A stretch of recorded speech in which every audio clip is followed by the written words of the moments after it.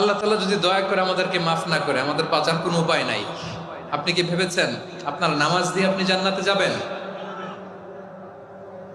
আপনি তাহাজ্জুদ গুজার, সেজদা দিতে দিতে কপালে দাগ ফেলেছেন, এটা আপনারা জান্নাতে নেবে না।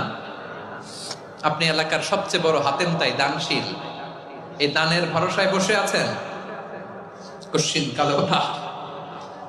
আমাদের নামাজ, আমাদের রোজা, আমাদের ইবাদত, এগুলোকে মিজানের পাল্লায় উঠালে কোনো ওজনই হবে না। তবে আমাদের একটা কৌশল জানা আছে, আমরা আল্লাহর রহমতের ভিখারি। আমরা সেদিন আগেই গুনার স্বীকৃতি দিয়ে দেব। আমরা বলবো, আল্লাহ তুমি প্রশ্ন করার আগে তোমার একটা কথা বলি, আমারে কিছু জিজ্ঞেস করো না, আমি সব করেছি। এমন কোন পাপ নাই যে পাপ আমারে দিয়ে হয় নাই। তোমার রহমত দিয়ে তুমি জান্নাতে পাঠাবা, তোমার দয়ায় জান্নাত